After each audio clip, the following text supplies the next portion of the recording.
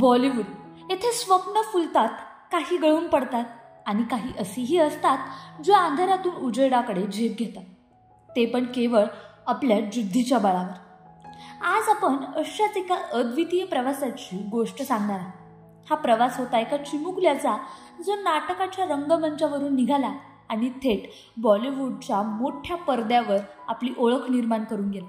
हा चेहरा होता अभिनयाचा, आवाज होता भावनांचा आणि नाव होतं इरफान खान.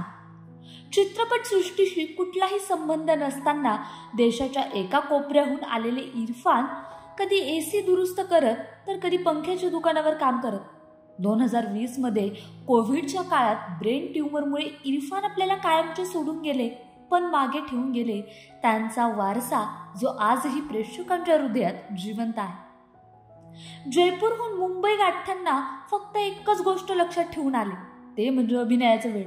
घरामध्ये AC आणि पंखे दुरुस्त करताना एक दिवशी ती थेट पोहोचले राजेश खन्ना यांचा AC दुरुस्त करायला.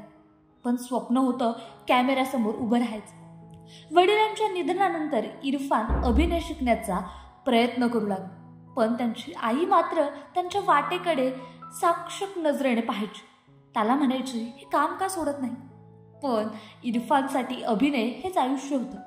एका मुस्लिम पठाण घरात जन्मलेले इरफान पण मनाने अत्यंत संवेदनशील, इतकं की मांसाहारही न करणारे. घरचे थट्टेनं म्हणायचे, मुस्लिम घरात ब्राह्मण जन्म. प्रेमासाठी हिंदू धर्म स्वीकारायला तयार झालेला हा कलाकार, पण प्रेमाची खरी भाषा धर्माच्या पलीकडे होती.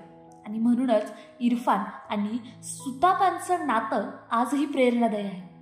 आज इरफान आपल्यात नाही, पण त्यांचा आवाज, त्यांचे डोळे आणि त्यांच्या अभिनयाची ती खोली ही बॉलिवूडच्या इतिहासात कोरून ठेवलेली एक अमर आठवण आहे.